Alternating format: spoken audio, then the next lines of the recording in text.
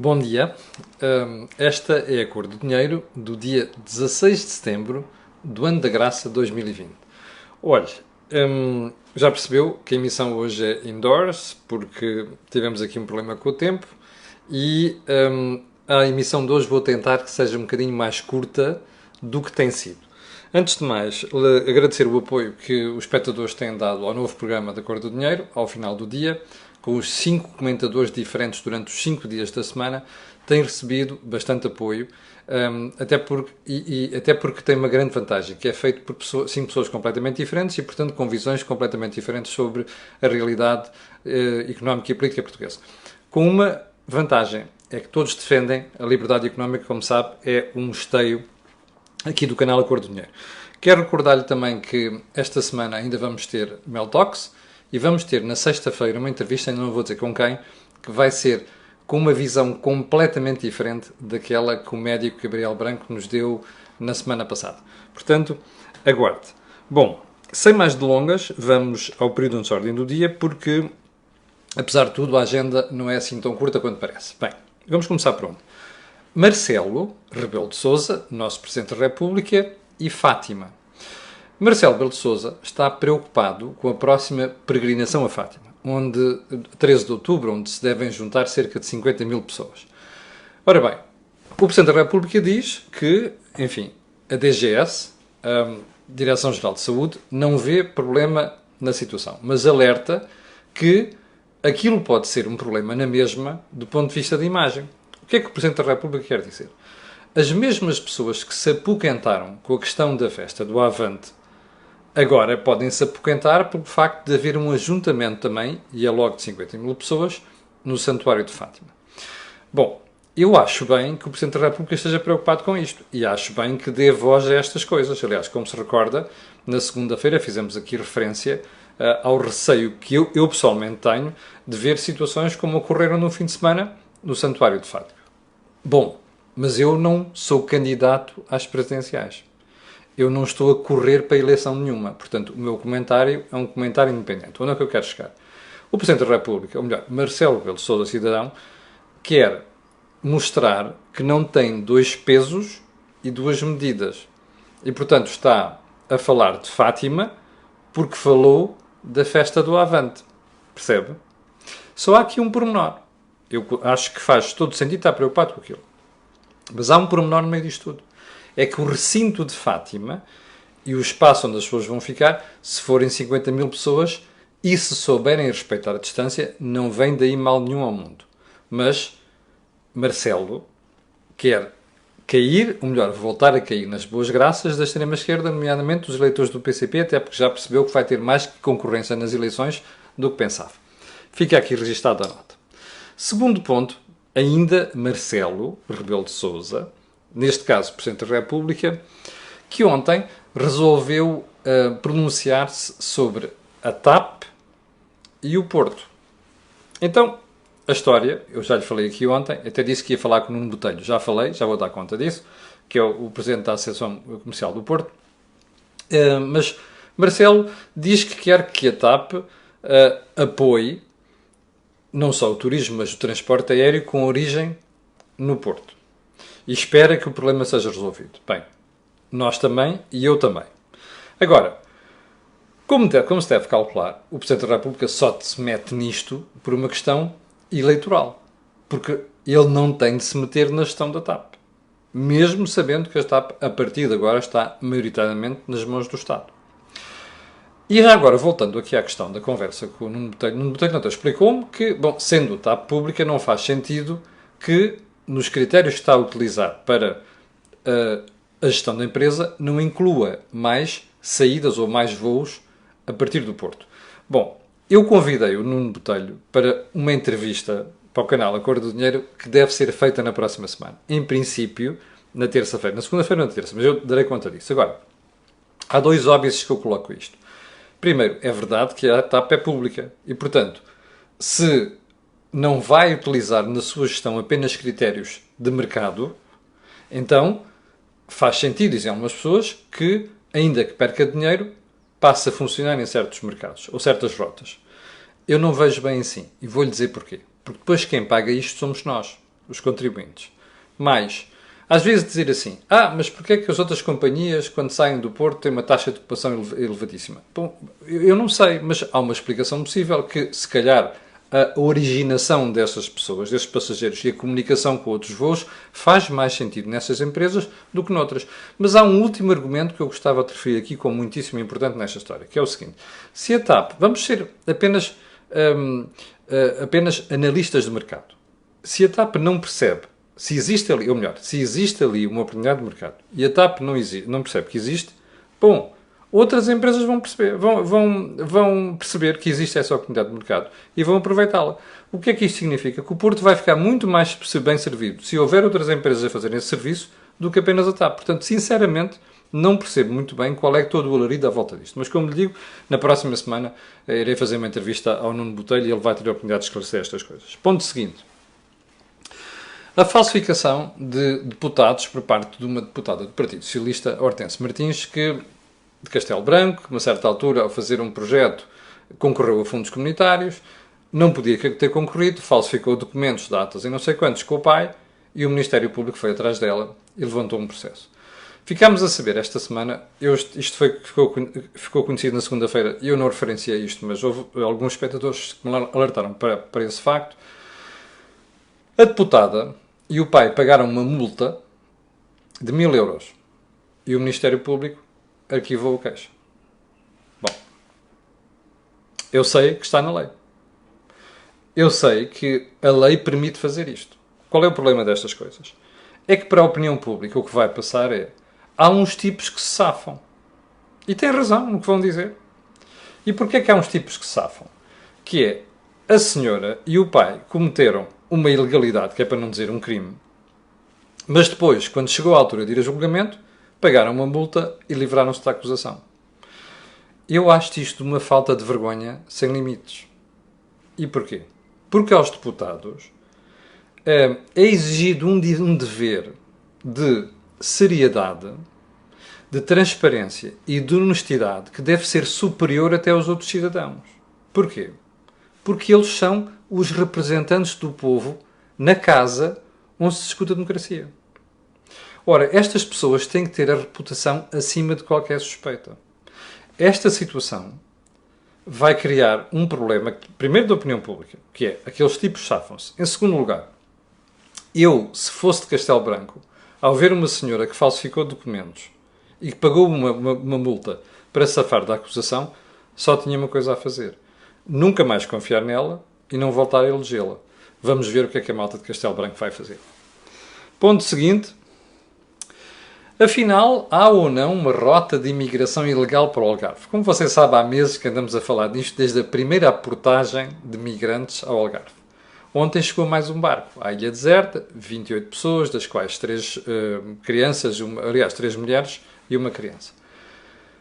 Eu não sei se o Ministro da Administração Interna, Eduardo Cabrita, que é sempre muito volitivo e muito voluntarioso nestas questões, ainda quer dizer, ele e o Presidente do Serviço de Estrangeiros de Fronteiras, ainda quer dizer que não existe uma rota legal para o Algarve. Eu acho que está claro, é o 7º barco, as pessoas chegam, deitam os documentos fora, publicam fotos giras e tal, vêm com ar de quem não passou agruras nenhumas a atravessar o oceano. Portanto, não é, a distância ainda é maior entre o Marrocos e o Algarve do que é entre a Líbia e a ilha de Lampedusa, ou então entre a Turquia e a Ilha de Lesbos, por exemplo. A distância aqui é maior e, no entanto, as pessoas não passam as mesmas agruras e não vêm com ar de ter sofrido, penado no mar e não sei das quantas. Eu não sei o que é que o Ministro pensa disto. Também não sei o que é que o Presidente do CEF pensa disto, mas eu acho que é a altura de deixarmos fazer figura de parvos, não é? O que está a acontecer foi um teste no primeiro barco e agora já vamos no 7º. Moral da história. As notícias correm célere. E no Norte de África alguém já ficou a perceber que é fácil chegar ao Algarve.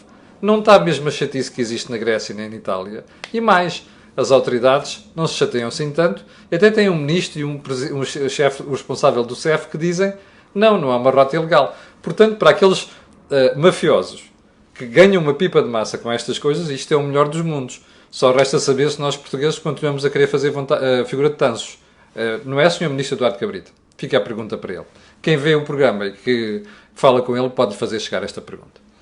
Ponto seguinte, a pandemia... Não, vamos deixar a pandemia e os preços na hotelaria para outro dia, porque nós já vamos com 11 minutos disto. Vamos só para o último ponto, porque queria perguntar apenas uma coisa. O PCP ainda não comentou a decisão de António Costa e de Fernando Medina de estarem na lista de honra da candidatura de Luís Filipe Vieira à presidência do Benfica. Por que será? Espera aí. O PCP é tão célere, está sempre tão pronto a criticar tudo e mais alguma coisa. As faltas de transparência, as questões da corrupção e não sei das quantas. Não está preocupado com isto? Se calhar tem a ver com outras questões. Adivinho quais. Mas há uma coisa que eu quero dizer à malta do PCP. Não se esqueçam que as pessoas não são parvas, cá fora. E não se esqueçam que as pessoas não olham para isto de forma estúpida. Fazem perguntas e levantam questões. Ok? Não se esqueçam disto. Bem, vamos então aos assuntos de hoje. Eu tinha aqui mais uma série de coisas, mas vamos começar por aquilo que se passou ontem no Parlamento. O Presidente do Novo Banco, António Ramalho, foi lá chamado. E foi lá chamado por politiquice, não é? Porque as questões que ele teve ali a falar ontem, para mim não houve uma única que fosse novidade. Ok? O Presidente do Novo Banco foi lá revelar aquilo que já tinha revelado em entrevistas públicas, que já tinha tido intervenções públicas, que já tinha, inclusive, divulgado em posições que o Novo Banco tomou em relação à situação. Portanto, vamos ver se nos entendemos. Aquilo foi politiquice pura e politiquice da pior.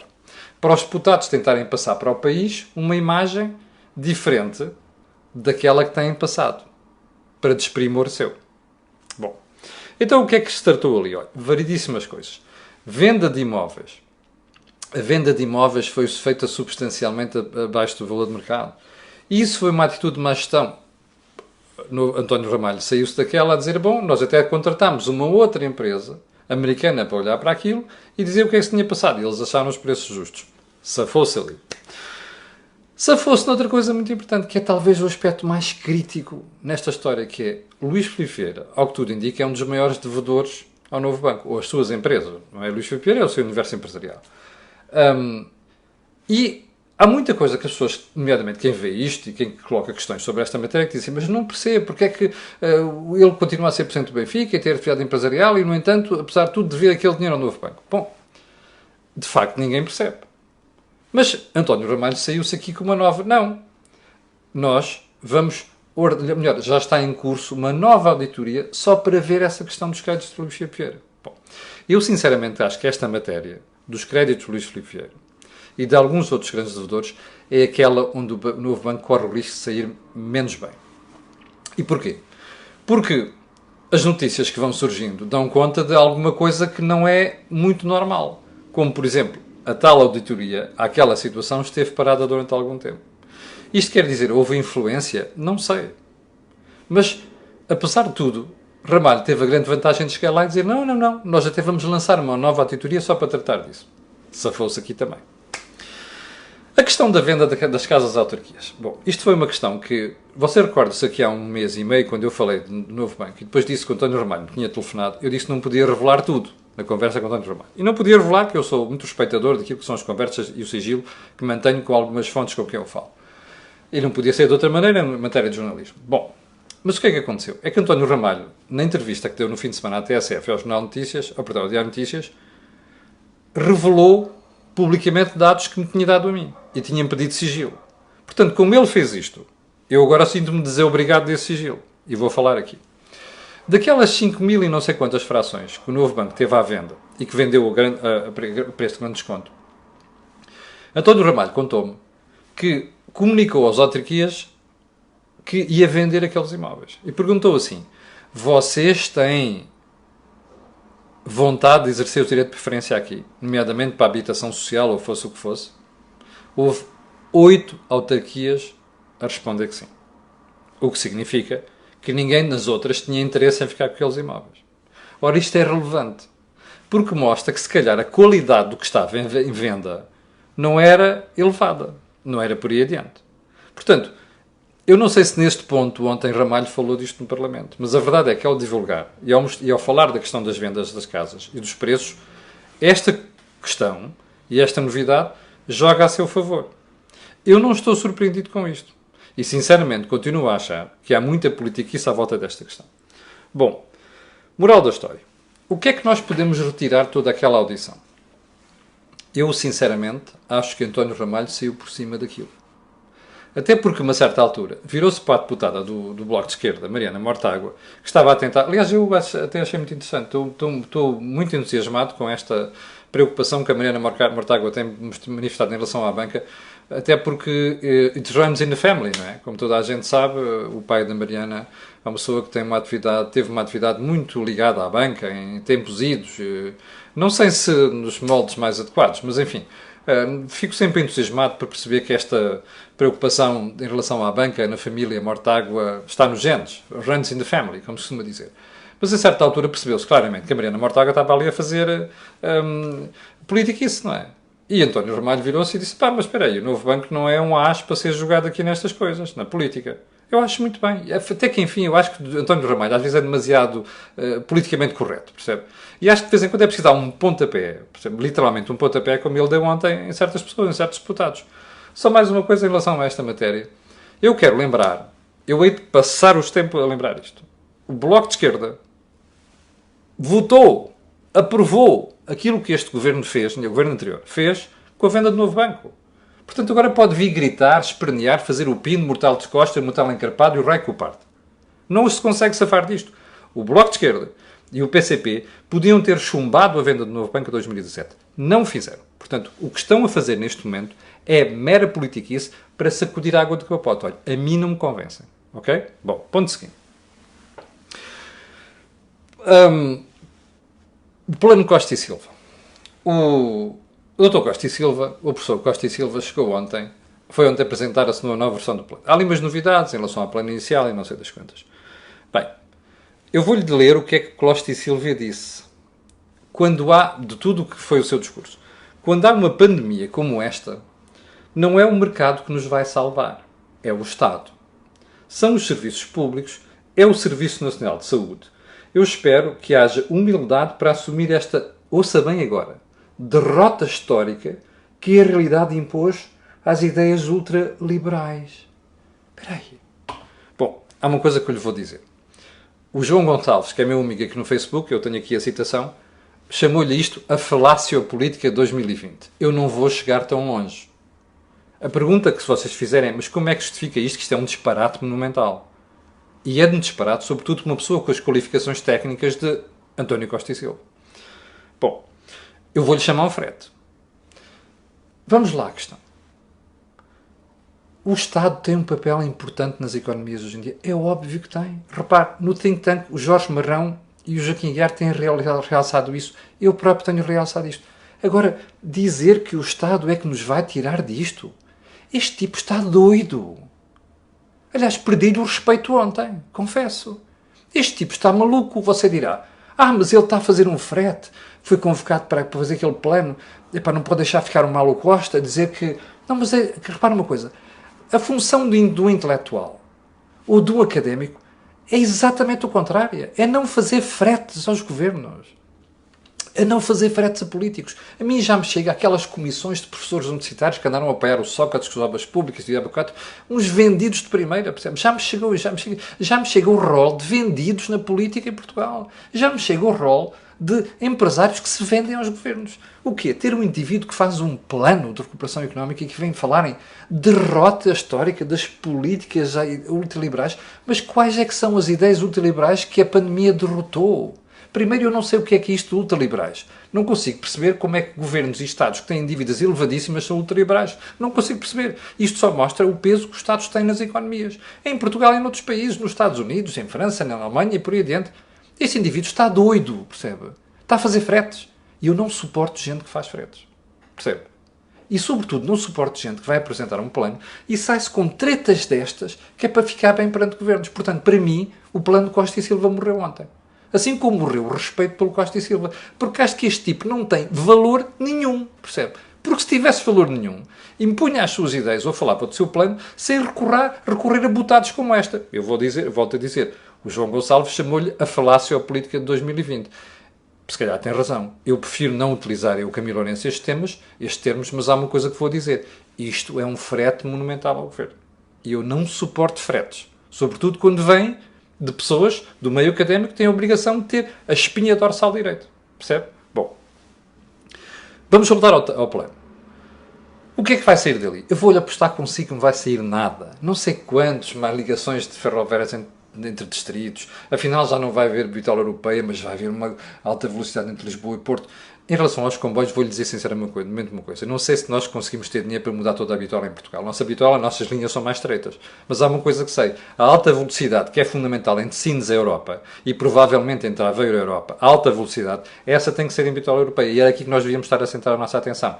E vou voltar a um tema que já falei aqui, que é a alta velocidade entre Lisboa e Porto. Não faz sentido remendos. É melhor fazerem uma coisa nova, com traçado novo, que, primeiro, vai conseguir melhores resultados, em segundo, que a prazo vai custar menos do que andar a fazer remendos à linha atualmente existente. Bom, ponto seguinte. O ex-presidente do Tribunal da Relação está a ser investigado, soubemos nós, nos últimos dias. Há uma pergunta que tenho para fazer sobre isto. Está a ver o problema? O ex-presidente do Tribunal da Relação. Veja só o problema com que nós estamos a ficar em Portugal. Aliás, hoje o Correio da Manhã dá mais destaque e mais detalhes, inclusive, sobre o caso do juiz Rangel, a sua ex-mulher e por aí dentro. Bom, isto é preocupante. Eu gostava que o Sr. Presidente da República se referisse a estes aspectos, a estes pontos, porque isto mostra o grau de podridão a que chegou a sociedade portuguesa, às mais altas instâncias e esferas, e as consequências que isto pode ter para a imagem do país e para a imagem da democracia. Bem, último ponto que gostava de tocar hoje. Voltemos ao Benfica. Eu não tinha visto, fui ver, com cuidado, as declarações da Fernando Medina à TV antes de ontem, à noite. E fiquei estarrecido. Porque a uma certa altura Fernando Medina virou-se para a jornalista e disse assim: mas não sei porque é que isto é um problema agora. Eu estive na comissão anterior, o Primeiro-Ministro esteve na comissão anterior, porque é que agora se levantou o assunto? Bem, primeiro, nós chegamos à conclusão que Medina não aprende. Ou seja, se esteve na primeira, mesmo que não tenha havido alarido na comunicação social, Medina devia ter pensado nisto. Não é? É correto, é a melhor solução, e o Primeiro-Ministro também. Mas há outra questão que eu quero referir em relação a esta matéria, e que me leva a questionar o comportamento e aquilo que disse Fernando Medina. Que, é assim, eu acho que Fernando Medina não é estúpido, mas ele esqueceu-se de um ponto muito importante. É que entre a candidatura anterior e esta, Luís Filipe Vieira passou a ter problemas sérios com a Justiça. Não é? Está a ser investigado numa série de processos. Tem situações muito difíceis para explicar.